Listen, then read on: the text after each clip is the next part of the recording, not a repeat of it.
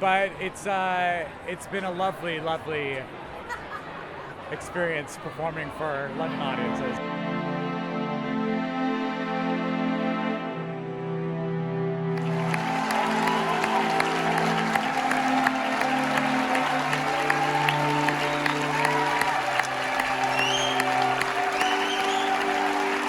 Hello, WhatsOnStage viewers, is Alex here. I am filling in for Tom at the National Theatre for the European premiere of Stephen Sondheim and David Ives. Here we are.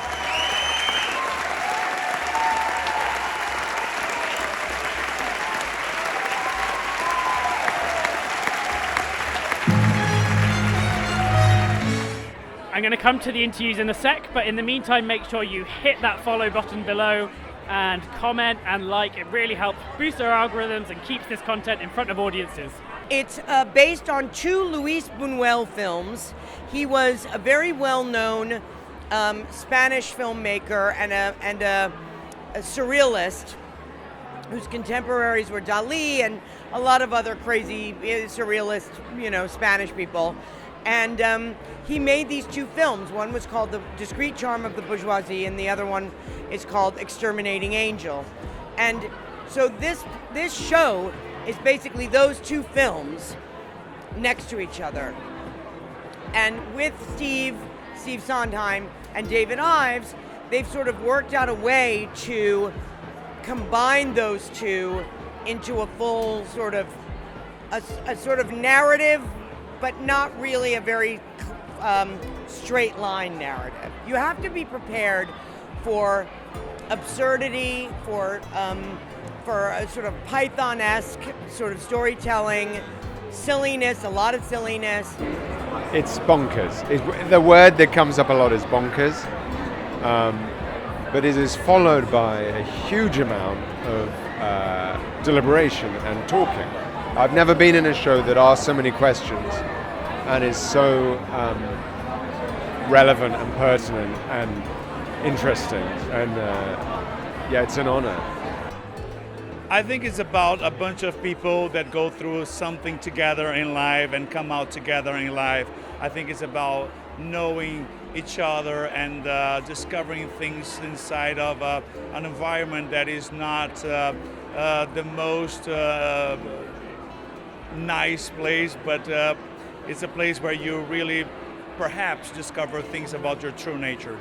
Like the rehearsal, for us, we were all kind of like in our heads going, oh God, we don't quite know if this is right, we don't know, are we... it was really, really tough psychologically for all of us, I think, or a lot of us. I mean, maybe Denis and Tracie, they've done it before, so they've got the luxury of knowing what's on the other end of it, but for those of us doing it afresh, kind of not knowing what it was, or what it was supposed to be, I think the first preview that we had, that first, I think it was a Friday, it was a real eye-opener for us, because it was kind of the first time, for me personally, that I kind of was like, oh wow, oh, I get it, There is no definitive explanation. That's why I love it. And the things that I got from it the first time I read it, the second time I read it, the third time I read it, were all different. The things that I got from the first week of rehearsal, the second week of rehearsal, third week of rehearsal, were all different, and they continue to evolve, and things and lines still pop out, which I hadn't really explored before. And it's such a rich text, as well as the characteristic Sondheim verbal dexterity, the wit, the ability to turn speech into song. It's got so much that probably one visit is not enough. I think the best advice I got, and it's from Denis, who's in our cast, an incredible actor, and I was looking for all of these sort of narrative threads that I could hold on to, and he said that the writer and the director, Luis Buñuel, who is the Spanish director of the two films that it's based on, he was best friends with Salvador Dali. And I think this show, as well as having a narrative that obviously is slightly absurd, it's like a visceral feeling that you're going to leave the theatre with. And it's been amazing speaking to the audiences, because some people have wildly different experiences. It's obviously hugely funny. It's very well performed. This cast is an embarrassment of riches. It really is. I feel very honoured to be involved. And yeah, it's just it's a very sort of seminal moment for all of us to be in Sondheim's final ever show at the National. Well, it's quite a dream come true. It was a bucket list of mine to work here at the National. I've been an audience member and a fan for a very long time, and I wasn't sure what show I could possibly come and do here. And then when this one came up, I was just so pleased that they asked me, and it has been an enchanting experience. It's really just been amazing, and here we are at opening night at the National. I got kind of emotional looking out at the curtain call because we did it, we were here at the opening night, and it's Sondheim's final musical, and what an honor that is to get to perform, and especially at the National Theatre. I hate to say it, but it's history making being the final one.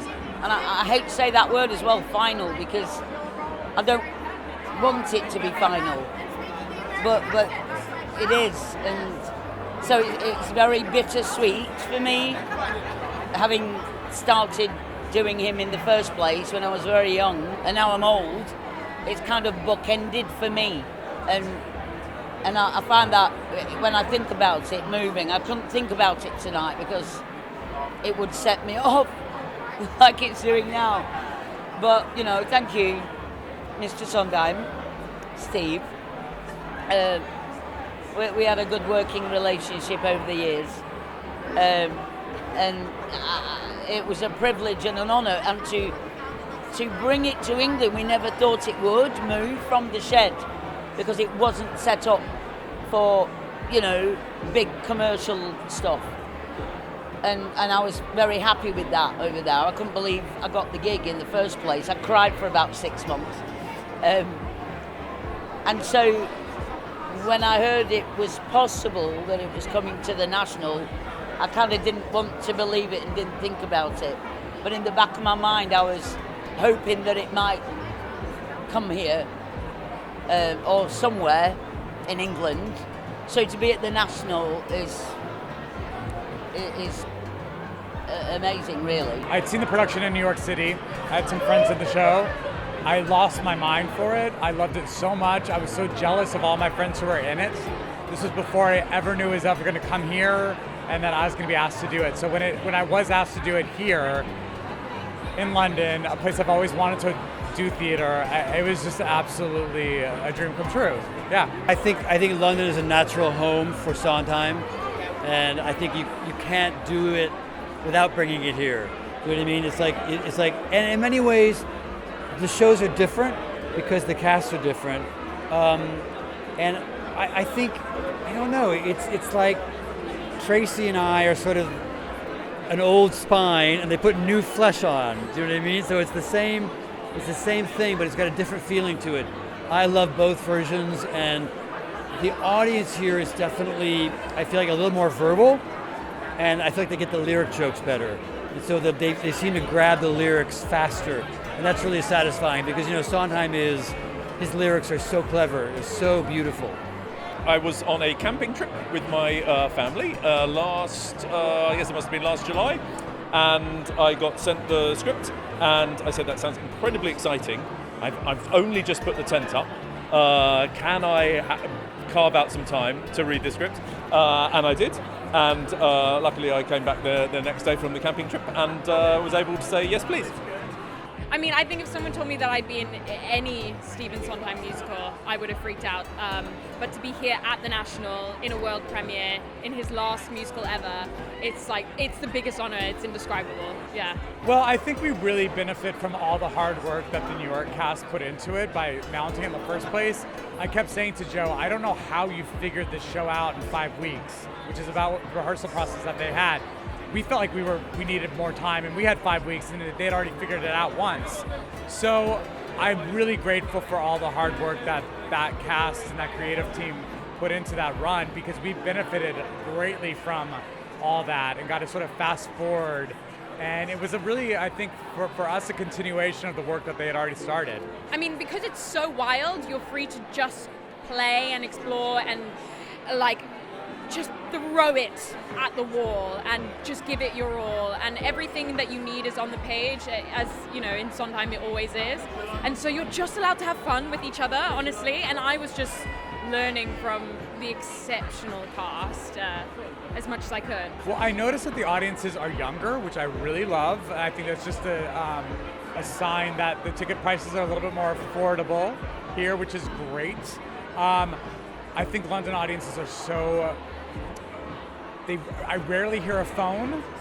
I rarely hear people talking and unwrapping candy. I don't know. There's some bad habits that happen on Broadway that I'm not experiencing here. I don't know if that's just because I'm with the National, or if it's because Rory Kinnear's in the cast and people are afraid to piss him off. He's standing right here. But it's been a lovely, lovely experience performing for London audiences. It's so much. You just got to come and see it. Thank you so much for tuning in. Leave a comment below, but for the love of Sondheim musicals everywhere, keep it kind.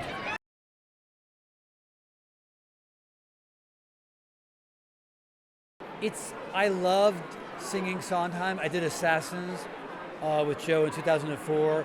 I did Into the Woods in 2012 with Tim Shearer. And I don't know, I sort of like fit those pieces. I'm not sure I'd be good in company.